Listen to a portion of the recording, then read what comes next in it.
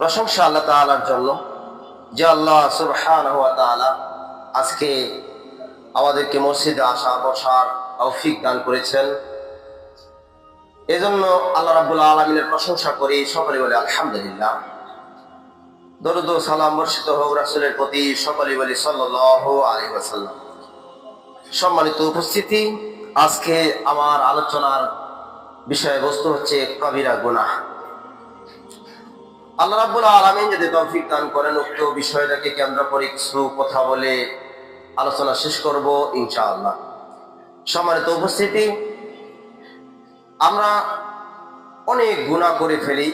কোনটা কোন ধরনের গুনাহ, এই গুনাহগুলো সম্পর্কে আমরা অচেতন, জানি না কোন গুনাহটা করলে কি পাপ, কি ধরনের শাস্তি বহন করতে হবে, এগুলো সম্পর্কে আমরা বেখেয়াল। তো আমরা গুনাহ সম্পর্কে সচেতন নই বলে আমরা যে কোনো সময় চলতে ফিরতেই আমরা গুনাহে লিপ্ত হয়ে যাই। এই গুনাহ সম্পর্কে না জানার কারণে একজন আরেকজনের উপর অস্ত্র হাতে নিয়ে তাকে মারার জন্য চেষ্টা করি, এমনকি গুলি করার জন্য চেষ্টা করা হয়। বাংলাদেশে আমাদের ইসলাম প্রিয় বাংলাদেশ, ইসলামকে খুব ভালোবাসি, কিন্তু ইসলামের নাম দিয়ে, ইসলামের দোহাই দিয়ে, ইসলামকে ভালোবেসে তারপরেও যদি আমরা গুনাহে লিপ্ত হয়ে যাই, তাহলে আমরা কেমন মুসলমান, কেমন আমরা ইসলাম ধর্মের মানুষ? আমরা যে কোনো পাপ করার সময় আমরা একটা চিন্তা ভাবনা করি না যে আমার একটা পাপ হচ্ছে, বড় পাপ, এই কালের জন্য একটু আনন্দ পাওয়ার জন্য, এই কালের জন্য একটু শান্তি পাওয়ার জন্য, একটু ভালো আরামায়েশে থাকার জন্য আমরা যে কাজগুলো করছি, যে পাপের কাজগুলো করছি, এই কাজগুলো করাতে আমার শুধু দুনিয়াটাই পেয়ে গেলাম, দুনিয়াতেই আমার সবকিছু, কিন্তু পরকাল বলতে আমার কিছু থাকবে না। তো আল্লাহ তাআলা বলেন মাইয়ুরিদুল্লাহু দুনিয়া, যে ব্যক্তি দুনিয়াটা চায় তাকে আল্লাহ তাআলা নাজিদুল্লাহু ফি, তাকে দুনিয়াতেই সবকিছু দেওয়া হয়। যে ব্যক্তি দুনিয়াটাতে থাকতে চায়, দুনিয়াতে আরাম আয়েশে থাকার জন্য চেষ্টা করে, পরকাল সম্পর্কে একবার ভুলে গিয়েছে, সেই সম্পর্কে কোনো চিন্তা চেতনা নিয়ে আসে না, তার জন্য আল্লাহ তাআলা তাকে দুনিয়াতেই যতটুকু পাওয়া ততটুকু দেওয়া হয়, পরকাল বলতে তার কিছু থাকে না। পরকালে একটা আরাম আয়েশের জায়গা, শান্তির জায়গা, জান্নাত, সেটা তার মিলবে না। কারণ এই গুনাহ আমরা শুধু গুনাহ করি, আমরা জানি যে এটা হলে পাপ, এটা করলে পাপ, এটা করলে পাপ। আসলে পাপগুলো আবার দুই ধরনের। পাপগুলো দুই ধরনের, একটা হচ্ছে বড় পাপ আর একটা হচ্ছে ছোট পাপ। একটা হচ্ছে কবিরা গুনাহ আর একটা হচ্ছে সগীরা গুনাহ। কবিরা গুনাহ হচ্ছে যেটা বড় বড় গুনাহ, যেগুলো কাজ করলে ক্ষমার অযোগ্য, ক্ষমা পাওয়া এত সহজ নয়। আর সগীরা গুনাহ যেগুলো চলতে ফিরতে আমাদের সগীরা গুনাহগুলো মাফ হয়ে যায়। তো ছোট ছোট গুনাহগুলো আমরা মাফ পেয়ে যাই, কিন্তু কবিরা গুনাহ যেগুলো বড় বড় গুনাহ, এই গুনাহগুলো কতগুলো শর্ত রয়েছে। এই শর্তগুলো যদি আমরা মেনে নিয়ে, শর্তগুলো অনুযায়ী যদি আমরা আল্লাহর কাছে ক্ষমা প্রার্থনা করি, তাহলে আমাদের কবিরা গুনাহগুলো মাফ হবে, নচেত মাফ হবে না। তো কবিরা গুনাহ কোনগুলো, যে কবিরা গুনাহটা কি আগে আমাদের জানতে হবে। কবিরা গুনাহটা কি? কবিরা গুনাহটা হলো যে আল্লাহ তাআলার কিতাবে এবং রাসূলের সুন্নাতে এবং পূর্বে জামানার যে নেককার মনীষী বা নেককার বান্দা, আমলে সালেহ বান্দাগুলো ছিল, তাদের কথাগুলো, তাদের যে কথাগুলো বলেছিল, সেই কথাগুলো যেগুলো একেবারে ইম্পর্টেন্ট কথা, যেগুলো হচ্ছে কোরআন এবং হাদিসে আছে, সেগুলো কেউ যদি মেনে না নেয়, কোরআন হাদিসকে বাদ দিয়ে তারা অন্য কিছু চিন্তা ফিকির করে, তাহলে সেটাই হবে কবিরা গুনাহ। এক কথায় কোরআনে বিধিবিধান দেওয়া আছে, কোরআনে বলা হয়েছে যে ঘুষ খাওয়া, সুদ খাওয়া হারাম। এখন আমি যদি ঘুষ খাই আর সুদ খাই, তাহলে তো এটা হারাম হয়ে গেল, তাহলে এটা কবিরা গুনাহ হয়ে যাবে। তো কবিরা গুনাহ সম্পর্কে আল্লাহ রাব্বুল আলামিন সূরা নিসা একটা আয়াত বলেছেন যে ইন্না তাসতানিবু কাবায়রা মা তুনহাউনা আনহু নুকাফির আনকুম সাইয়্যাতিকুম ওয়া নুদখিলাকুম মুদখালান কারীমা। তোমরা যদি বড় বড় নিষিদ্ধ কাজগুলো থেকে বিরত থাকো, বড় বড় নিষিদ্ধ কাজগুলো থেকে তোমরা বিরত থাকো, তাহলে আমি আল্লাহ তাআলা বলছেন যে আমি আল্লাহ, তাহলে আমি তোমাদেরকে গুনাহ সমূহগুলো মাফ করে দেব। মানে ছোট ছোট গুনাহগুলোকে মাফ করে দিবে, সগীরা গুনাহ। এক কথা, বড় গুনাহ থেকে আমরা যদি বিরত থাকি, বড় গুনাহ থেকে, শিরক কাজ থেকে, শিরকে আসগর, শিরকে আকবার থেকে আমরা যদি বিরত থাকি, তাহলে আমাদের ছোট ছোট যে গুনাহগুলো হয় চলতে ফিরতে, এইগুলো গুনাহগুলো, এই পাপগুলো মোচন হয়ে যাবে। আর যদি বড় বড় গুনাহগুলো আমরা না ছাড়তে পারি, তাহলে আমাদের যতই কিছু করি না কেন ছোট গুনাহ মাফ হবে না, আমাদের পাপ পাপই থেকে যাবে। তো কবিরা গুনাহ ও নিষিদ্ধ বিষয়গুলো থেকে বিরত থাকলে ছোট ছোট গুনাহগুলো আমাদের মাফ হয়ে যাবে, তাহলে আমরা ক্ষমা পাবো। আল্লাহ তাআলা এই আয়াতের মধ্যে যেটা জানিয়ে দিচ্ছেন যে তোমরা যদি বড় বড় গুনাহগুলো, নিষিদ্ধ কাজগুলো থেকে বিরত থাকো, তাহলে আমি আল্লাহ তাআলা অন্যান্য গুনাহগুলো মাফ করে দেব। তোমাদেরকে একটা সাইয়্যাতিকুম ওয়া নুদখিলাকুম মুদখালান কারীমা, আর আমি তোমাদেরকে সম্মানজনক স্থানে প্রবেশ করাবো। সম্মানজনক স্থান বলতে এখানে আল্লাহ তাআলা বোঝাচ্ছেন যে জান্নাতে প্রবেশ করাবো। বলেন সুবহানাল্লাহ। যদি আমরা বড় বড় কাবিরা গুনাহগুলো থেকে বিরত থাকি, তাহলে আমাদের যে চলাফেরাতে ছোট ছোট গুনাহগুলো হয়ে থাকে, এই ছোট ছোট গুনাহগুলো আল্লাহ তাআলা মাফ করে দিবেন। আর এইগুলোর মাপের পরে আল্লাহ তাআলা আমাদেরকে সম্মানজনক একটা জায়গায় স্থান দিবেন, সেই জায়গাটার নাম হচ্ছে জান্নাত। এই জান্নাত তাহলে আমরা আল্লাহর কাছে পেতে পারি। কিন্তু আমরা যদি বড় বড় গুনাহগুলোই বাদ না দিবার পারি, তাহলে আমাদের তো সবকিছু, এই কালো বাদ হয়ে গেল, ওই কালো বাদ হয়ে গেল। কারণ এই কালে যদি আমরা গুনাহগুলো মাফ করে না নিতে পারি আল্লাহর কাছে, তাহলে পরকালে তো আর কোনো অবকাশ নেই।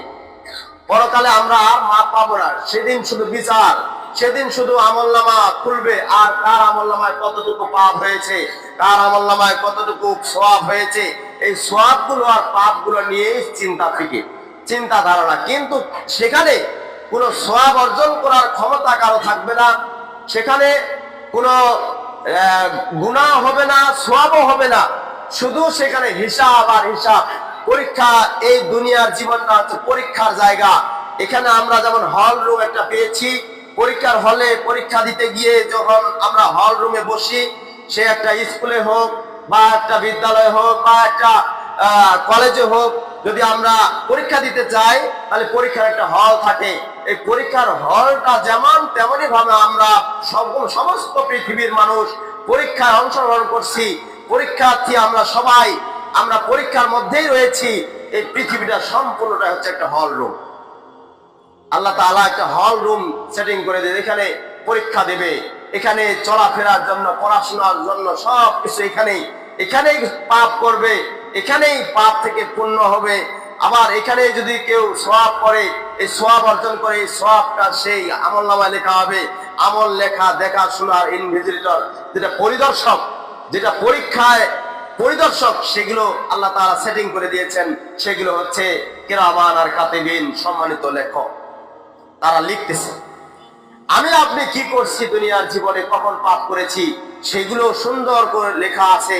আমি গোপনে পাপ করেছি না আপনি গোপনে করেছেন, এই গোপনে পাপগুলো, প্রকাশ্য পাপগুলো সবগুলো আল্লাহ তাআলার পক্ষ থেকে ফেরেশতা নিযুক্ত হয়ে তারা সম্মানিত লেখক হিসেবে আছে, তারা লিখতেছে। যখন সওয়াবের কথা আসে, যখন কেউ সওয়াবের কথা বলে বা সওয়াব অর্জন করে, সেই সওয়াবটা তাড়াতাড়ি লেখার জন্য চেষ্টা করে, তাড়াতাড়ি লিখে ফেলে ফেরেশতারা। আর যখন কোনো বান্দা, আল্লাহর বান্দা যদি পাপ করে, এই পাপটা লেখার জন্য তাকে সময় দেওয়া হয়, অবকাশ দেওয়া হয়, যে একটু সময় পরে লিখতেছি, একটু পরে লিখলে হয়তো এই আল্লাহর বান্দা হয়তো ক্ষমা চাইতে পারে আল্লাহর কাছে। যদি সে ক্ষমা চায়, তাহলে আর এই পাপটা লেখার দরকার নেই। কারণ এই পাপটা যদি সেই ফেরেশতার খাতায় একেবারে লিপিবদ্ধ হয়ে যায়, তাহলে এই পাপটা আর কাটার মতো কোনো অত সহজে ক্ষমতা হয় না। সম্মানিত উপস্থিতি, তো আমরা জেনে শুনে অনেকগুলো পাপ করি। তো কতগুলো পাপ রয়েছে ছোট ছোট পাপ, কতগুলো পাপ রয়েছে বড় বড় পাপ। এই বড় পাপগুলো আমরা সচেতন নই, তাই আমরা যেখানে সেখানে মানুষকে গুলি করার জন্য চেষ্টা করি, যেখানে সেখানে মানুষকে ছুরি দিয়ে আঘাত করার চেষ্টা করি, লাঠি সোঁটা নিয়ে দৌড়াদৌড়ি করি, মানুষকে হত্যা করার জন্য প্ররোচনা তৈরি করি, ধোঁকা ধান্দাবাজ কত কি দুনিয়ার জীবনে করে যাচ্ছে।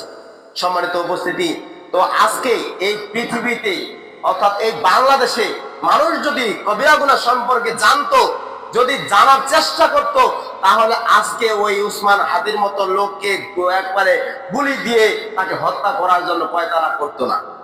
কারণ কবিরা গুনাহ সম্পর্কে সে জানে না।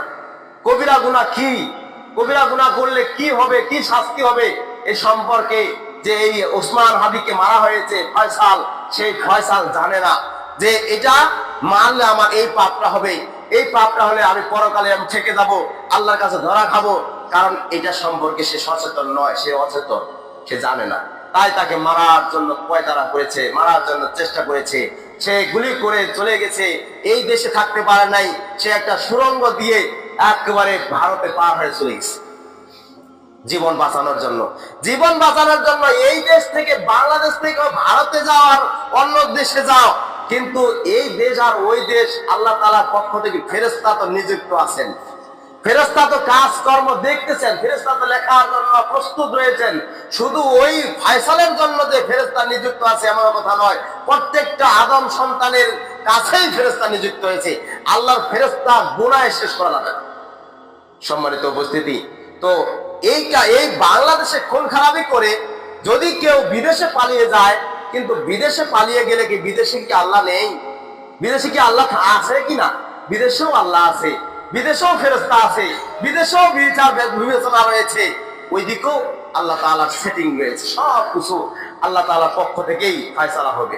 সম্মানিত উপস্থিতি, কিন্তু আজকে আমরা বুঝতে পারি না যে পাপ কি জিনিস, বড় পাপ কোনটা, বড় পাপ করলে আমার কি হবে, পরকালে গিয়ে আমি কি আযাবটা পাবো, এটা আমরা জানি না। তাই আর আজকে এরকম যেখানে সেখানে মানুষ হত্যা হচ্ছে, খুন খারাপি হচ্ছে। সম্মানিত উপস্থিতি, তো একটি হাদিসে যে কবিরা গুনাহ সম্পর্কে কয়েকটা পয়েন্ট দিয়েছেন।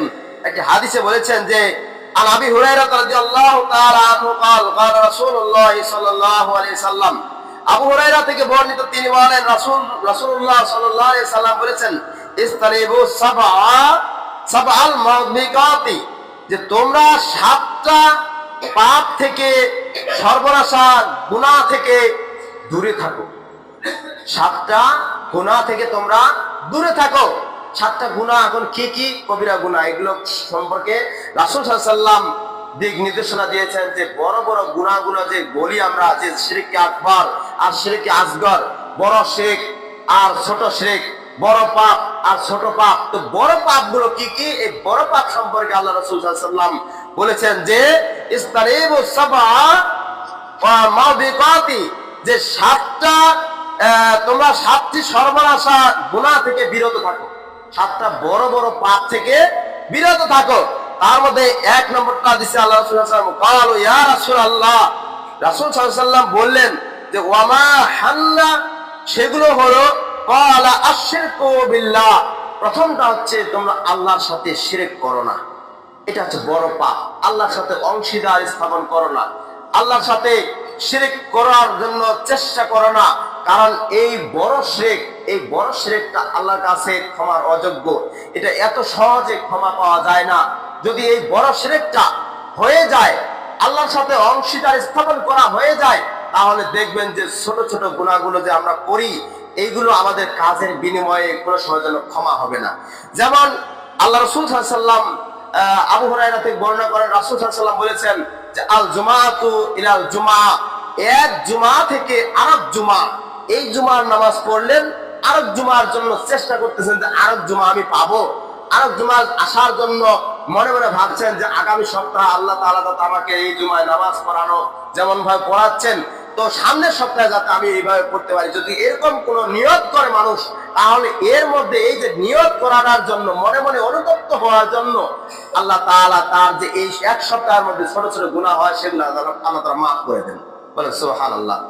তো আবার ওই হাদিসের মধ্যে আবার বলছেন আর রমজান ইলা রমাদান, এক রমাদান, এই বছরে রমাদান পালন করবেন। আবার রমাদান পালন করার পরে আবার মনে মনে চিন্তা করছেন, মনে মনে আবার ধান্দা নিয়ে আসতেছেন যে আগামী বছরে আবার রমজান মাস আসবে কি, এই রমজান মাস আসা পর্যন্ত আমি বেঁচে থাকি কিনা, আল্লাহ তাআলা যদি আমাকে বেঁচে থাকার জন্য তৌফিক দান করেন তাহলে আমি আগামী বছরেও এভাবে রমজানের সিয়াম পালন করব। যদি এরকম মনে মনে কেউ নিয়ত করে, আর আল্লাহ রাসূল বলেছেন যে এর মধ্যে অর্থাৎ এই রমাদান থেকে ওই রমাদান পর্যন্ত এর মধ্যে যত ছোট ছোট গুনাহ হবে এগুলো আল্লাহ তাআলা ক্ষমা করে দেন। সুবহানাল্লাহ। আবার এটাও বলেছেন ওই হাদিসের মধ্যে যে এক সালাত মানে এক ওয়াক্ত সালাত আদায় করছেন, এখন করবেন জোহরের বা জুমার নামাজ, আবার আসর পর্যন্ত চিন্তা করছেন আসর পর্যন্ত কি বেঁচে থাকবো, আসর পর্যন্ত যদি বেঁচে থাকি তাহলে আসরের নামাজটা আমি আদায় করব। আল্লাহ তাআলা যদি তৌফিক দান করেন তাহলে আসরের নামাজটা পড়বো। যদি কেউ মনে মনে নিয়ত করে, মনে মনে আদায় করার জন্য চেষ্টা করে, তাহলে আল্লাহ রাসূল বলেছেন যে এরকম মন নিয়ে যে চলে তাহলে এই যে আসর পর্যন্ত এর মধ্যে যেটা গুনাহ হবে ছোট ছোট গুনাহগুলো, এই ছোট গুনাহগুলো মাফ করে দাও। সুবহানাল্লাহ। সম্মানিত উপস্থিতি, তাহলে ছোট ছোট গুনাহগুলো মাফ হওয়ার জন্য একটা স্টেপ আছে, সেটা রমজান মাস, সেটা হচ্ছে 5 ওয়াক্ত সালাতের মধ্যে, আবার এক জুমা থেকে আরেক জুমা পর্যন্ত। তবে একটা শর্ত, ইজাজতুনিবাতিল কাবাইর, যদি এর মধ্যে বড় গুনাহ না হয়, কবিরা গুনাহ না হয়, এর মধ্যে যাতে আমরা যদি আল্লাহর সাথে অংশীদার স্থাপন করি, আল্লাহর সাথে শিরক করি, তাহলে আমাদের এই ছোট ছোট গুনাহগুলো মাফ হবে না। তো তার কবিরা গুনাহটা কত বড় গুনাহ, এই গুনাহটা থেকে অবশ্যই আমাদেরকে বিরত থাকতে হবে। তো আমরা 1 নম্বর পয়েন্টটা যে হাদিসে বলা হচ্ছে যে আশিরকু বিল্লাহ, তোমরা আল্লাহর সাথে শিরক স্থাপন করো না। এই শিরক স্থাপন করা হচ্ছে কবিরা গুনাহ, এটা হচ্ছে বড় গুনাহ। এই গুনাহ থেকে তোমরা বিরত থাকো, কারণ তোমরা বিরত থাকো এই কাবায়ের বড় গুনাহটা থেকে। সম্মানিত উপস্থিতি, তাহলে আমরা জানতে পারলাম হাদিসের মধ্যে যে আশিরকু বিল্লাহ, আল্লাহর সাথে শিরক স্থাপন করা যাবে না। তবে হাদিসের মধ্যে আরেকটা হাদিস এসেছে যে লা তুশরিক বিল্লাহি শাইআ ওয়া ইন কুতিলতা হুররিকতা, যে তোমরা আল্লাহর সাথে অংশীদার স্থাপন করো না, যদিও তোমাকে পুড়ে মারা হয়, এমনকি হত্যা করা হয়, হত্যার জায়গায় পুরা দিচ্ছে, মানে একটা বড় ধরনের আগুন নির্ভর করতেছে, মানে আগুন একটা জ্বলন্ত, এই আগুনের মধ্যে তোমাকে বা আমাকে একবারে খালে দেওয়ার জন্য চেষ্টা করছে। এই সময় কাফের মুশরিকরা যদি বলে যে তুমি খালি বলো যে আল্লাহ ছাড়া অন্য কোনো মাবুদ আছে, তবুও এটা বলা যাবে না, কারণ তোমার আগুনটাই কল্যাণের জন্য, তখন তোমার আগুনটা ভালো দিক। কারণ ওই সময় যদি বলা হয় যে আমি আগুনে যাইতে ইচ্ছা, আমার আগুনে যাওয়ার জন্য প্রস্তুত আছি, তবু আমি আল্লাহর সাথে অংশীদার স্থাপন করব না, কারণ আল্লাহর সাথে অংশীদার স্থাপন করলে আমি পরকাল হারাই শেষ করব, কারণ আমি পরকাল হারাইতে চাই না, কারণ আমি এই দুনিয়াতে আগুনটাতে যেতে চাই। তো ইব্রাহিম আলাইহিস সালামের ঘটনা আপনারা হয়তো শুনেছেন যে ইব্রাহিম আলাইহিস সালামের জন্য আগুনের একবারে একটা কুণ্ড তৈরি করা হয়েছিল। তো ইব্রাহিম আলাইহিস সালামকে আগুনে দেওয়ার জন্য প্রস্তুতি গ্রহণ করেছে যে আগুনে দিবে। এই সময় ইব্রাহিম আলাইহিস সালামকে বলা হয়েছিল যে তুমি নমরুদের সময় নমরুদ বলেছিল যে ইব্রাহিম তুমি আমাকে ইলাহ হিসেবে মেনে নাও। তবে ইব্রাহিম আলাইহিস সালাম তাকে মেনে নেয় না, আমার ইলাহ তো তিনি, কারণ তিনি এক আরশে আজিমে আছেন, তিনি ছাড়া আর কোনো ইলাহ হতে পারে না। তুমি তো একজন মানুষ, তুমি সাধারণ একজন মানুষ, আমি তোমাকে প্রভু হিসেবে মেনে নিতে পারবো না। তবে তার জন্য আগুনের একটা কুণ্ড তৈরি করা হয়েছে তাকে সেখানে ফালায় দেওয়ার জন্য। তো পরবর্তী ঘটনা ফালায় দেওয়া হয়েছে বা হয়নি, বা এরকম কোনো ভালো মতো সহিহ হাদিস পাওয়া যায় না। আবার অনেকে হাদিস বর্ণনা করেছেন যে তাকে আগুনে ফালায় দেওয়া হয়েছে, কিন্তু আগুনটা শীতল হয়ে গেছে, পানি মতো হয়ে গেছে, ঠান্ডা। তো আবার দেখা যায় যে ইউটিউবে বা চ্যানেলে যেগুলোতে দেখা যায় যে ইব্রাহিম আলাইহিস সালামকে যেই জায়গায় ফালায় দেওয়ার জন্য বলা হয়েছে ফালায় দেবে, সেই জায়গার যে পানিটা আছে ওটা একবার স্বর্ণের মতো হয়ে আছে, স্বর্ণের যেমন একবার আলোকিত, সেখানে আলোটা নিভে যায় না, এখনো পর্যন্ত সেই চিহ্ন আছে। তো আসল কথা হচ্ছে কি, আল্লাহর সাথে শিরক স্থাপন করলে আমরা কবিরা গুনাহ করে ফেলবো। কবিরা গুনাহ করলে আমি যে ছোট ছোট গুনাহগুলো করছি, এই ছোট ছোট গুনাহগুলো মাফ হবে না। অতএব কবিরা গুনাহ থেকে আমাদেরকে সচেতন থাকতে হবে, সতর্ক থাকতে হবে যে এটা আল্লাহর সাথে শিরক হচ্ছে নাকি, এটা আল্লাহর সাথে সঙ্গী শরীক স্থাপন করা হচ্ছে নাকি, এদিকে লক্ষ্য রাখতে হবে। সম্মানিত উপস্থিতি, 2 নম্বর, জাদু করা। কেউ যদি জাদু করে তাহলে এটা কবিরা গুনাহ। এটা কবিরা গুনাহ। জাদু করা কেমন? যে একজনের সংসার ভেঙে দেওয়ার জন্য জাদু টনা তৈরি করা। এই জাদু টনা তৈরি করলে যে ব্যক্তি করবে, এই জাদু করা ব্যক্তি আর যে জাদু করেছে দুইজনের সমান পাবে, এটা কবিরা গুনাহ করেছে। এরা যতই ইবাদত করুক, যতই মানে সওয়াবের কথা কাজ করুক, কিন্তু এদের কোনো সওয়াবও হবে না, এটা কিছুই হবে না। সম্মানিত শুধু পাপ আর পাপ, কারণ সে বড় গুনাহ করে ফেলছে, কবিরা গুনাহ করে ফেলছে। অনেকে আছে যে একজন মহিলার সাথে একজন মেয়ের সাথে আরেকজন ছেলের সম্পর্ক বন্ধন করার জন্য অনেক জাদু বিদ্যা করে ফেলে। এই জাদু টোনা করা যাবে না। যদি কেউ জাদু টোনা করে ফেলে তাহলে যে জাদু করবে, এই জাদুকারী এবং যে করে নিচ্ছে, দুইজনের সবাই উভয় এক কথায় পাপে, বড় পাপে লিপ্ত হয়ে গেছে। সম্মানিত উপস্থিতি, এখনো আমরা যদি জাদু করার জন্য করতেছি, বা এখনো দেখা যায় গ্রামে গঞ্জে যে অমুকের জন্য অমুকে জাদু করছে, অমুকের জন্য অমুকে জাদু করার জন্য চেষ্টা করছে, অমুকের জন্য কবিরাজের কাছে যাচ্ছে, মানে অনেক কিছু নিয়ে এনে চিন্তা ভাবনা করছে। তো আমরা এখনো যদি মনের ভিতর এরকম থাকে, এগুলো থেকে অন্তর থেকে আমাদেরকে মুছে ফেলতে হবে। আর যদি ইতিপূর্বে করেও থাকে তাহলে এগুলো থেকে আল্লাহর কাছে একবারে কান্নাকাটি করতে হবে, অনুতপ্ত হবে, সব সময় আল্লাহর কাছে মানে প্রশ্নবিদ্ধ হতে হবে যে আল্লাহ, আমি এই পাপটা করেছি, আমি না জানে কাজটা করেছি, আল্লাহ তুমি ক্ষমা করে দাও। আল্লাহ তাআলা ক্ষমাকারী, আল্লাহ তাআলা ক্ষমা করে দিতে পারেন। তবে শর্ত হচ্ছে তাকে তাহাজ্জুদ সালাত আদায় করতে হবে। তাহাজ্জুদ সালাতে গভীর রাতে আল্লাহর কাছে গোপনে কান্নাকাটি করতে হবে। তাহলে ওই কবিরা গুনাহ থেকে আল্লাহ তাআলা হয়তো তাকে পরিত্রাণ দিতে পারেন। আর যদি গভীর রাত্রে যদি না চেতন হয়ে আপনি যদি আল্লাহর কাছে না কান্নাকাটি করেন, তাহলে আপনি ওই পাপের ভাগী, পাপেই আছে, কিন্তু মোচন হওয়ার কোনো স্কোপ থাকে না। সম্মানিত উপস্থিতি, তাহলে জাদু বিদ্যা, জাদু করা, এটা করা যাবে না।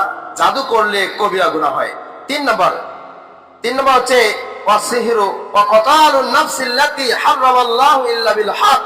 আর শরীয়তের বিধিসম্মত ভাবে ছাড়া অন্য কোনো উপায়ে হত্যাকাণ্ড ঘটানো। যেমন শরীয়তের বিধিবিধান, যেমন কেউ যদি জেনা করে, কোনো মহিলা যদি জেনা করে, তাকে বুক বরাবর মাটিতে দাবিয়ে, বালুর মধ্যে দাবিয়ে দিয়ে তাকে পাথর দিয়ে মারা, রজম করা, এটা হচ্ছে শরীয়তের বিধিসম্মত।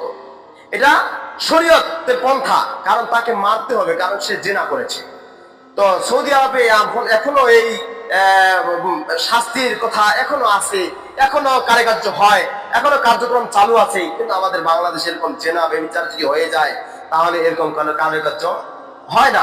তো এই জেনার কাজটা এই উপায়ে হত্যা করা বাদ দিয়ে অন্য কোনো উপায়ে যদি কেউ মারার জন্য বলে, মারার জন্য চেষ্টা করে, তাহলে তার এটা কবিরা গুনাহ। যেমন কেউ অস্ত্র দিয়ে এইভাবে উত্তোলন করা, তোমাকে আমি এই অস্ত্র দিয়ে মারবো, এটা কিন্তু কবিরা গুনাহ, এটা করা যাবে না। তোমাকে এই লাঠি দিয়ে তোমাকে এক কোপে মারা শেষ করে দেবো, এই কথাটা বলাটাও কবিরা গুনাহ, কারণ লাঠিটা তো মারার একটা অস্ত্র। ছুরিটা যেমন, লাঠিটাও তেমন। ছুরিটা হচ্ছে একবারে দিলে কেটে চলে যাবে, আর লাঠিটা দিয়ে একবারে দিলে যে কোনো জায়গায় যদি বেকায়দায় লাগে যায় তাহলে সে তুমি মৃত্যুবরণ করতে পারে। অতএব এই সমস্ত কাজগুলো অন্য কোনো পন্থায়, যে শরীয়তের বিধিসম্মত বাদ দিয়ে অন্য কোনো পন্থায়, ছুরি দিয়ে হোক, চাকু দিয়ে হোক, বা যে কোনো অস্ত্র দিয়ে হোক, বা পিস্তল দিয়ে হোক, কেউ যদি মারার জন্য চেষ্টা করে মারে, তাহলে এটা কবিরা গুনাহ। এই কবিরা গুনাহ থেকে বাঁচার জন্য এত সহজ নয় যে কবিরা গুনাহ যে করে ফেলে, যে তার কবিরা গুনাহ ব্যক্তি, তার যত ছোট ছোট গুনাহগুলো, পাপগুলো আছে, যে এগুলো এত সহজে মাফ হয় না। কারণ কবিরা গুনাহ করলে তার বড় গুনাহটাই হয়ে গেছে। তো ছোট ছোট গুনাহগুলো আল্লাহ তাআলা কি জন্য মাফ করবেন? কারণ ছোট গুনাহ মাফ হয় না, বড় গুনাহ তার মাফ হয় না। সম্মানিত উপস্থিতি, তাহলে এই যে অস্ত্র হাতে নিয়ে মারার জন্য বলা, এটা কবিরা গুনাহ। কেউ যদি লাঠি দিয়ে এইভাবে হাত উত্তোলন করেন, তাও এটা কবিরা গুনাহ, এটা করা যাবে না, কারণ এটা মারার একটা যন্ত্র। 4 নম্বর, ইয়াতিমের সম্পদ আত্মসাৎ করা। এখানে আল্লাহ রাসূল বলছেন যে ওয়াকলুর রিবা ওয়া আকলুল মালিল ইয়াতিমি, ইয়াতিমের মাল আত্মসাৎ করা। এতিম ব্যক্তি আছে সমাজের মধ্যে, কিন্তু এতিমের সম্পদ রয়েছে, কিন্তু এতিমের সম্পদ যে যতটুকু রয়েছে, সম্পদটা তাকে বুঝায় না দেওয়া, সেই সম্পদটা আরো প্রলোভন দিয়ে লোভ দেখিয়ে তার সম্পদটাকে আস্তে করে ছিনিয়ে নেওয়া, তার নামে দলিল করে নেওয়া, মানে এক কথা এতিমেই থাকবে সারা জীবন, ও আমার আন্ডারে চলবে, আমি তার সম্পদটা লিখে নিয়েছি, ও বর্তমান নাবালক সন্তান হিসেবে তাকে আমি সুন্দরভাবে আমার আওতায় নিয়েছি, আমি ওর বাপ হিসাবে পরিচয় দিচ্ছি। এরকম কতগুলো মানুষ প্রলোভন দেখায়, মানুষ আশা আকাঙ্ক্ষা দেখায়, যেই ছোট ইয়াতিম বাচ্চা, বাপ মা হারা বাচ্চা রয়েছে, এগুলোকে নিয়ে তার সম্পদগুলো গ্রাস করার জন্য অনেক কিছু কথা বলে।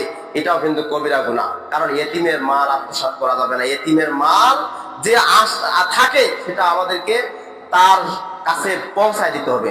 অনেকে আছে যে বাইরের দেশ থেকে এতিমের মাল পাঠায়, বাইরের দেশ থেকে এতিমের মাল পাঠায়। এই এতিমের মাল যেই ফান্ডে আসে, এই ফান্ডে দেখা যায় যে কেমন জানি গরু যদি মারা যায় তা শগুনগুলো যে চতুর্দিক দিয়ে ধরে, তো সেরকম এতিমের মাল অন্য দেশ থেকে যদি বাংলাদেশে আসে, শগুনগুলা যেমন ধরে চতুর্দিক দিয়ে টানাটানি শুরু করে দেয়।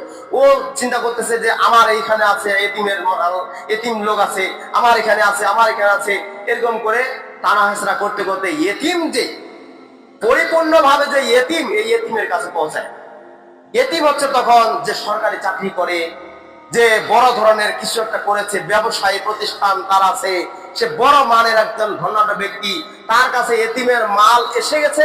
এতিমের মাল তাকে, তার কথা হচ্ছে যে বুঝায় দেওয়া, এতিমের মাল আসছে, এতিমের মাল তার এতিমকে বুঝায় দেওয়া, কিন্তু এতিম সে খুঁজে পায় না। তখন করে কি, নিজের সম্পদের মধ্যে ঘোরাঘুরি করে চলে আসে, মানে ভিড়ায় নিয়ে নেয়। তারপরে করে কি, ওইখান থেকে হয়তো কোনো এতিম আসলো যে আমাকে কিছু টাকা সাহায্য করেন, আমাকে কিছু দেন, আমি এরকম সমস্যায় আছি, তখন করে কি ওইখান থেকে কিছু অংশ দিয়ে দিল, যতটুকু পাওয়ার হকদার তাকে দেওয়া হয় না। তো এতিমের মাল যারা আত্মসাৎ করে, এই আত্মসাৎকারী ব্যক্তি কবিরা গুনাহ করে। এই কবিরা গুনাহ ব্যক্তি এত সহজে সে মাপ পায় না, এমনকি তার ছোট ছোট গুনাহগুলো তা আল্লাহর কাছে ক্ষমার অযোগ্য হয়ে যায়।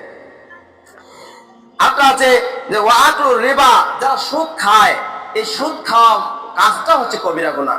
অনেকে আমরা জেনে বুঝে না জানে অনেকে সুদ খাওয়ার জন্য চেষ্টা করছি। সুদ আর খাই না, সুদ এখন হয়েছে মুনাফা, সুদ হয়েছে ইন্টারেস্ট, সুদ আর নামটা নাই। সুদ যে হারাম, এই সুদ জিনিসটা আমরা এখন মুখে আনি না, সুদ খাই না। আমরা সুদ খাই না, তো আমরা কি খাচ্ছি? আমরা খাচ্ছি মুনাফা, আমরা খাচ্ছি ইন্টারেস্ট। এখন মুনাফা আর ইন্টারেস্ট এই জিনিসটা দেখি, এইটা তো আমি বুঝতে পারি না, বা আপনারা বুঝতে পারেন না। আসলে ইন্টারেস্টটাও সুদ, মুনাফাটাও সুদ। কারণ একটা জিনিস এক জায়গায় একজনকে হাওলাত দিচ্ছেন, হাওলাত থেকে ওইখান থেকে আপনি কিছু পাচ্ছেন, ওইখান থেকে আপনার মূলধনই আছে, সেখান থেকে আপনি একটা নির্ধারণ করেছেন যে আমি যদি 10 লাখ টাকা ব্যাংকে রাখি, তাহলে 10 লাখ টাকাতে কত পার্সেন্ট দেবেন, 10 লাখ টাকায় কত পার্সেন্ট দিবেন। তখন সেখান থেকে পার্সেন্টেজ চলে আসে। যদি 1% দিতে চায়, তাহলে তার লাভ প্রতি মাসে একটা আসবে অঙ্ক, 10,000 20,000 এরকম আসবে, 2% আসবে 20,000 আসবে 10 লাখের মধ্যে। তো এরকম করে এমন সিস্টেমে মানে সুদটাকে এখন অন্য পর্যায়ে নিয়ে যাওয়া হয়েছে, মুনাফা আর ইন্টারেস্ট। এখন আর সুদ বলার কেউ সুদ বলে না। সুদ জিনিসটা ওই যে হুজুরগুলা বারবার বলে যে সুদ খাওয়া হারাম, সুদ খাওয়া হারাম, ঘুষ খাওয়া হারাম। এখন আর মানুষ সুদ আর বলে না, সুদ এখন বলে না, এখন বলতেছে মুনাফা পাচ্ছি, আমি ইন্টারেস্ট পাচ্ছি। আসলে সুদ যেটা, মুনাফাও সেটা, ইন্টারেস্টও সেটা, সবগুলোই ওইটাই, কিন্তু আমরা নামগুলো অন্য দিক দিয়ে দিচ্ছি। যেমন ওই যে ধরে নেন, কেমন সুদটা এমন একটা জিনিস যে মাথায় যেটা আছে, মাথায় যে উপরে থাকে এগুলো চুল, আবার মাথার নিচে যদি এখানে আসে তাহলে এগুলো কিন্তু আবার এগুলাও চুল, কিন্তু এগুলোর নাম দেওয়া আছে ভুরু। এটার নাম কি? ভুরু দেওয়া হয়েছে। আবার এইগুলা থেকে নিচে আসে এটা আবার মজ, এদিকে আসে আবার দাড়ি। তো এই চুলগুলাই তো নাকি সব থেকে চুলগুলাই, তাই এইগুলো যদি একই জিনিস যদি চুল হিসেবে না হয়, অন্যান্য শাখা হিসেবে হতে পারে, তাহলে সুদটা ওইভাবে নিয়ে যাওয়া হয়েছে। সুদটা কেউ বানাইছে ইন্টারেস্ট, কেউ বানাইছে মুনাফা। ওই দাড়ি, চুল, ভুরু এইগুলা যেমন বানাইছে, নাম দেওয়া হয়েছে, তেমনি ভাবে বর্তমানে ব্যাংক ব্যালেন্স গুলোতে এইভাবে নাম দেওয়া হয়েছে, মুনাফা, ইন্টারেস্ট ও পাওনাদার, অনেক কিছু নাম দিয়েছে। সম্মানিত উপস্থিতি, তো এটাও একটা সুদ খাওয়া, এটা হচ্ছে কবিরা গুনাহ। এই কবিরা গুনাহটা যে করে, কবিরা গুনাহ যে করার জন্য চেষ্টা করে, তাহলে সে কবিরা গুনাহ থেকে রেহাই তো পাবেই না, ছোট ছোট যে গুনাহগুলো মাফ হয়ে আল্লাহর কাছে ভালো কাজ করলে এই কাজগুলো, এই ছোট ছোট গুনাহগুলো মাফ হয় না কবিরা গুনার জন্য। 6 নম্বর, যুদ্ধের ময়দান থেকে পালানো, যে আত-তাওয়াল্লি ইয়াওমা জাহরি ওয়া কাযাফুল মুহসিনাতি, যুদ্ধের ময়দান থেকে কেউ যদি পালায়, এখন যুদ্ধে চলে গেছে, একটা সৈন্য সামন্ত নিয়ে এনে এক জায়গায় চলে যাওয়া হচ্ছে, আর যুদ্ধে যাওয়ার পরে করছে কি, আমি যুদ্ধে যাব, সামনে গেলে তো আমার মারা ফেলবে, তো আমি সামনে যাবো না, আমি পিছনে যাচ্ছি। যাও না, ওরাই যাও, আগে সামনে যাও, ওরা আগে যাও, তো মিছিল মিটিং নিয়ে আগে অস্ত্র নিয়ে আগে চলে গেছে, তো এর পিছনে পিছনে দেখতেছে ওদেরকে ধরছে নাকি, তো যদি গাড়ি ধরা শুরু করছে, এই করছে অন্য রাস্তা দিয়ে দৌড় দিছে। তো এইটা হচ্ছে যুদ্ধের ময়দান থেকে পলায়ন করা, যুদ্ধের ময়দান থেকে পালিয়ে যাওয়া। যেমন এভাবে এই কিছুদিন আগে একটা আমাদের এখানে ইয়ে হয়েছিল না, যে কাফের কাদিয়ানদের সাথে একটু ঝগড়া বিবাদ লাগে গেল, তর্ক লাগে গেল, তো দেখা গেল বাইরের মানুষ আসে এনে ভাঙাচোরা শুরু করে দিছে। আর এটাও কিন্তু একটা যুদ্ধের ময়দান, ওরাও কিন্তু অস্ত্র নিয়ে মানে হামলা চালাইছে। কিন্তু এখান থেকে দেখো দেখেন মুসলমান আর কাফেররা অস্ত্র নিয়ে দৌড়াচ্ছে, মুসলমান গুলো অস্ত্র নিয়ে দৌড়াচ্ছে। তো মুসলমানগুলোর মধ্যে ভাগ হয়ে গেল, কাফের গুলোর মধ্যে ভাগ হয়নি, ওরা ওদের জায়গায় অটল আছে। আর আমরা করি কি, পিছনে ওই ধানবাড়ি দেখতেছি, ওখানে কি মারামারি লাগিয়েছে নাকি, হ্যাঁ ওখানে দুজনকে আটকাইছে, আর ওই দিক যাওয়ার দরকার নেই, গেলে আমাদেরকে আটকাই দিবে। এই যে যুদ্ধ একটা কাফেরদের সাথে যুদ্ধ যদি যাওয়া হয়, তাহলে ওদেরকে ধরছে, মুসলিম ভাইকে ধরছে, মানে কি আমাকেও ধর, আমিও চলে যাব, আমাকেও যাইতে হবে। কারণ যুদ্ধের ময়দান থেকে পলায়ন যদি করেন, তাহলে এটা কবিরা গুনাহ হবে। কবিরা গুনাহ করলে আপনার মাপ তো হবে না, কবিরা গুনাহ থেকে আপনি রেহাই পাবেন না, তো ছোট ছোট গুনাহগুলো আপনার বরবাদ, ছোট ছোট গুনাহগুলো আপনার থেকে যাবে। সম্মানিত বলছি, তাহলে যুদ্ধের ময়দান থেকে পলায়ন করা যাবে না, এটা কবিরা গুনাহ।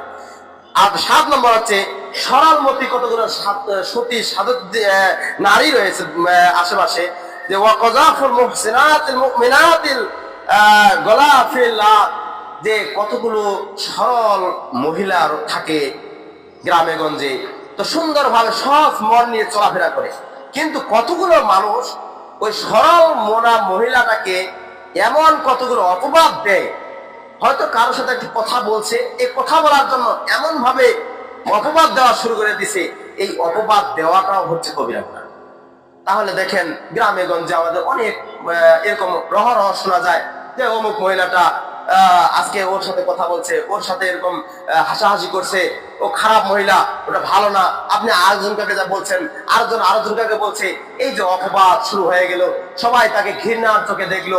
এই ঘৃণা, একজন মুসলমান নারীকে যদি একটা অপমানকর অপদস্থ কথা একটু বলা হয়, তাহলে তার সম্মান হানি হলো। কারণ মুসলমানকেই যদি সম্মান হানি কথা বলি, তাহলে মুসলমান আরেক মুসলমান কিভাবে ভাই এবং বোন হয়ে গেল। তাহলে মুসলমান আল মুসলিম আখুল মুসলিম, এক মুসলমান আরেক মুসলমানের ভাই। তাহলে যদি এক মুসলিমা নারী একটু হয়তো কারোর সাথে কথা বলছে, এই কথা বলাতে আমরা আরেকজনের কাছে বলছি, আরেকজনের কথা বলছি, এইভাবে বলতে এখন এমন পর্যায়ে গেছে অপবাদ, তার মানে মুখটা দেখানোর কোনো ক্ষমতা থাকে না। এই মহিলাকে অপবাদ দেওয়া মানেই হচ্ছে কবিরা গুনাহ। তো আব্বাস রাদিয়াল্লাহু আনহু, এটা আবু হুরায়রা বর্ণনা করেছেন যে 7টা হচ্ছে কবিরা গুনাহ। এই 7টা বিষয়ে যে গুনাহ করে, এই 7টা কাজ যে করে, এই 7টা কাজ করলে তার জন্য বড় বড় গুনাহ হয়ে যায়। এই বড় গুনাহ এত সহজে মাফ হয় না। আল্লাহর সাথে শরীক স্থাপন করার যেমন গুনাহ, কবিরা গুনাহতে একই। তো এই 7টা গুনাহ সম্পর্কে আবু হুরায়রা বর্ণনা করেছেন। তো আব্দুল্লাহ ইবনে আব্বাস তিনি আবার এই বড় বড় গুনাহগুলোকে 70-এর কাছাকাছি নিয়ে গেছেন, মানে 70টা শাখা রয়েছে, বড় বড় গুনাহগুলো 70টার মতো। তো এই 70টার মধ্যে আব্দুল্লাহ ইবনে আব্বাস তিনি বলছেন যে কবিরা গুনাহের মধ্যে 70টা যে শাখা রয়েছে, সেগুলো কি কি সে বর্ণনা করেছে। যে কবিরা গুনাহ সমূহ হলো, একটা নাম হচ্ছে শিরক করা, মানে কি আল্লাহর সাথে অংশীদার করা, এটা তো শিরক। তারপর 2 নম্বর হত্যা করা, কেউ পিস্তল ঠেকায় হত্যা করা, এটা কবিরা গুনাহ, এটা বড় শিরক, মানে এটা কবিরা গুনাহের মধ্যে চলে গেল। তারপর 3 নম্বর জাদু করা, এটা হচ্ছে কবিরা গুনাহ। আবার সালাতে শৈথিল্য প্রদর্শন করা, মানে সালাত আদায় করতেছে, মানে যাচ্ছি সালাত আদায় করতেছি, আজান দিছে কিছুক্ষণ পরে পড়তেছি, আজান দিল তো মুয়াজ্জিন খালি কি আবার কিছুক্ষণ পরে গেলে সমস্যা কি, নামাজটা তো আদায় হবে, নামাজ পড়তে পারবো। ফজরের আজান হচ্ছে তাও ঘুমাচ্ছি, জামাতের সহিত সালাত আদায় করতে পারি না। চেষ্টা করলে জামাতের সহিত সালাত আদায় করতে পারবো, কিন্তু আমরা চেষ্টা করি না যে করবো, যাচ্ছি সালাত আদায় করে নিচ্ছি। এইটা করা কবিরা গুনাহ। যে সালাতের মধ্যে যাব ভাব কিন্তু যাই নাই, কিন্তু জামাত হয়ে গেল, আপনি কবিরা গুনাহ করলেন। তো আব্দুল্লাহ ইবনে আব্বাস তিনি এই কথা বললেন যে কবিরা গুনার 70-এর মতো শাখা রয়েছে। তার মধ্যে 1 নম্বর শাখাটা শিরক করা, 2 নম্বর হত্যা করা, 3 নম্বর জাদু করা, 3 নম্বর সালাত, 4 নম্বর সালাতে শৈথিল্য, মানে কি নরম, এই সালাত আদায় করতেছে, করি না, যাচ্ছি যাই না, এরকম ভাব নিয়ে যে সালাত আদায় করে, এটা শৈথিল্য বলা হয়। এটাতে করলে এটাও কবিরা গুনাহ হয়ে যায়। আর যাকাত না দেওয়া, এটাও কবিরা গুনাহ। আমরা যাকাত আদায় করতে চাই না, যাকাতের মাল বের করতে চাই না। যারা যাকাতের মাল আদায় করি না, বের করি না, তারা আমরা কবিরা গুনাহ করে ফেলি। বিনা ওজরে রমাদানের রোজা ভঙ্গ করা, এটাও কবিরা গুনাহ। বিনা ওজরে কোনো কিছুই নাই, সমস্যা নয়, কিছুই নেই, কিন্তু ওই ফজরে ভাত খাইছে, 10টার সময় খিদা লাগছে না কি লাগছে, পানি গলা শুকায় যাইতে পারে, একটু রেস্ট নিলেই তো হয়ে যায়, কিন্তু পরে কি রোজাটা ভাঙি, সামনে দেখা যাক আরো পরের মাসের দিন রোজা, এরকম মনে মনে ভাব নিয়ে আসতেছে, এটাও কবিরা গুনাহ। কারণ রমজানের একটা সিয়াম, এটা ফরজটা আদায় করতে হবে। ফরজটা যদি আদায় না করেন তাহলে এটা কবিরা গুনাহ তো হবেই, অবশ্যই হবে। তারপর সামর্থ্য থাকা সত্ত্বেও হজ আমরা করতে যাই না। অনেকের টাকা পয়সা আছে কিন্তু হজের কথাটা মুখেও নেই না, এটাও কবিরা গুনাহ। কারণ হজ একটা যে ইসলামের 5টা খুঁটি রয়েছে, তার মধ্যে ওই যে হজ করা, এটাও একটা খুঁটি। আপনি একটা খুঁটি বাদ দিবেন, বাকি 4টা খুঁটি নিয়ে নাচানাচি করবেন, তাহলে আপনি কোন ইসলামের মধ্যে আছেন? সম্মানিত বোঝা, সামর্থ্য থাকা সত্ত্বেও যে হজ করতে যায় না, এও কবিরা গুনাহ করে ফেলে। আবার আত্মহত্যা করা, এটাও কবিরা গুনাহ। কেউ যদি নিজের জীবনটা নিজেই বের করার জন্য চেষ্টা করে, অনেক ছুরি দিয়ে হোক, দড়ি দিয়ে হোক, গলা খাল দিয়ে হোক, যেভাবে হোক, নিজের মৃত্যুটা নিজেই টানে নিয়ে আসতে, নিজেই মৃত্যুবরণ করতেছে, এটা একটা কবিরা গুনাহ, এটা করা যাবে না। আর 9 নম্বরটা হচ্ছে পিতামাতার অবাধ্য হওয়া। অনেকেই ছেলে সন্তান আছে, অনেকেই যুবক ভাই আছে, পিতামাতাকে অবহেলা করি, পিতামাতাকে টর্চার করি, পিতামাতার উপর হাত উঠাই, পিতামাতাকে অনেক কিছু করুক কথা বলি। এই কথা বলাটাও আমাদের কবিরা গুনাহ, এটাও করা যাবে না। এটা যদি আমরা করে ফেলি তাহলে আমাদের কবিরা গুনাহ থাকবে, সগীরা গুনাহ মাফ হবে না। সম্মানিত উপস্থিতি, এরপরে রক্ত সম্পর্কে আত্মীয় স্বজনকে যদি আমরা ভুলে যাই, মানে আত্মীয় স্বজনের কোনো খোঁজ খবর না রাখি, আত্মীয়তার সম্পর্ক বিচ্ছিন্ন করে দেই, তাহলে এটা একটা কবিরা গুনাহ। আর ব্যভিচার করাটাও কবিরা গুনাহ। সুদের আদান প্রদান করা, এটাও কবিরা গুনাহ। ইয়াতিমের উপর জুলুম করা, এটাও কবিরা গুনাহ। আল্লাহ রাসূলের উপর মিথ্যা আরোপ করা, এটাও কবিরা গুনাহ। অনেকে আমরা না বুঝে আল্লাহ রাসূলের উপর কত কটূক্তি করে। যেমন কয়েকদিন আগে বাউল সরকার বলছে যে আল্লাহর আমি আগামাথা পাই না, সে একটা কবিরা গুনাহ করে ফেলছে। আবার অনেকে যেমন সাদ নামে একজন ব্যক্তি আসছিল, ও নাস্তিক, সে আল্লাহ রাসূলকে বলেছে কটূক্তি কথা, অনেক কিছু বলছে। আবার অনেক ব্রাহ্মণ বলে কি যে আল্লাহ রাসূল যদি সত্য নবী হয় তাহলে 13টা কি বিয়ে করতে পারে, এরকম কতগুলো কটূক্তিকর কথা বলে। এই কথাগুলো বলাটা হচ্ছে কবিরা গুনাহ। আবার দেখা যুদ্ধক্ষেত্রে থেকে পলায়ন করা কবিরা গুনাহ। শাসক কর্তৃক শাসিতের উপর জুলুম করা, এটাও কবিরা গুনাহ। অহংকার করা, জুলুম করা, অহংকার, মিথ্যা, এগুলো হচ্ছে কবিরা গুনাহ। তারপরে সতী নারীর বিরুদ্ধে অপবাদ ঘটানো, এটাও কবিরা গুনাহ। চুরি করা, ডাকাতি করা, এটাও কবিরা গুনাহ। এইভাবে কবিরা গুনাহগুলো সম্পর্কে আব্দুল্লাহ ইবনে আব্বাস 70টা শাখা নিয়ে এসেছে। 70টা। তো আসলে যে কথাগুলো বললাম, এইগুলো কাজ তো আমরা অরহরহ করে ফেলছি। তা আমরা যদি কবিরা গুনার মধ্যেই থাকি তাহলে আমরা যে ইবাদত করছি, আমাদের ইবাদতগুলো কি ঠিক হচ্ছে? ইবাদতগুলো তো আমাদের নষ্ট হয়ে যাচ্ছে। সম্মানিত উপস্থিতি, আমরা কবিরা গুনাহ থেকে বেঁচে থাকি, আর ছোট ছোট গুনাহগুলো থেকে আল্লাহর কাছে ক্ষমা প্রার্থনা চাই। বড় গুনাহ যদি ভুল ক্রমে করে ফেলি, অনেক সময় না জানে করে ফেলছি, তাহলে আমাদের শর্তগুলো আমাদের মেনে নিতে হবে। যেভাবে আল্লাহ রাসূল দিয়েছেন যে এই কাজগুলো যদি আমরা করি তাহলে আমাদের কবিরা গুনাহগুলো মাফ হবে, সেগুলো কাজ হয়তো এমন ভাবে করে যে আন্তরিক ভাবে অনুতপ্ত হয়ে আল্লাহর কাছে যদি ক্ষমা চাই, তাহলে আমাদের কবিরা গুনাহগুলো মাফ হতে পারে। তবে হবে এরকম নিশ্চিত না। তবে সগীরা গুনাহ পাপগুলো মোচন হবে, ছোট ছোট গুনাহগুলো পাপ যেগুলো আছে এগুলো মোচন হবে। তো কতগুলো ভালো কাজের বিনিময়ে আপনি একটা ভালো কাজ করবেন, ভালো কাজের বিনিময়ে ছোট ছোট পাপগুলো মাফ হবে, কিন্তু বড় পাপগুলো মাফ হবে না। তারপরে এরকম যদি মনের ভিতর নিয়ে আসা যে ভবিষ্যতে আর আমি কোনোদিন এরকম শিরক কাজটা করব না, আর আমি আজকে থেকে আমি সলিড হয়ে গেলাম, একবার পরিষ্কার হয়ে গেলাম, আমি আল্লাহর সাথে শরীক স্থাপন করবো না, জাদু করবো না, কারো হক মারে খাবো না। যদি এরকম মনের ভিতর যদি এরকম অনুতপ্ত নিয়ে আসে, তাহলে তার কবিরা গুনাহটা মাফ হতে পারে। তারপরে এই যদি আবার যদি তাহাজ্জুদ সালাত বলছিলাম আগে, যে তাহাজ্জুদ সালাত যদি আল্লাহর কাছে কান্নাকাটি করে, তাহলে সে কবিরা গুনাহ থেকে রেহাই পেতে পারে। সম্মানিত উপস্থিতি, আল্লাহ তাআলা আমাদেরকে সকলকে কবিরা গুনাহ থেকে বিরত থাকার তৌফিক দান করুন। সকলে বলে আল্লাহুম্মা আমিন। এই বলে আল্লাহ তাআলা শেষ করছি। ওয়া আখিরু দাওয়ানা আলহামদুলিল্লাহি রাব্বিল আলামিন।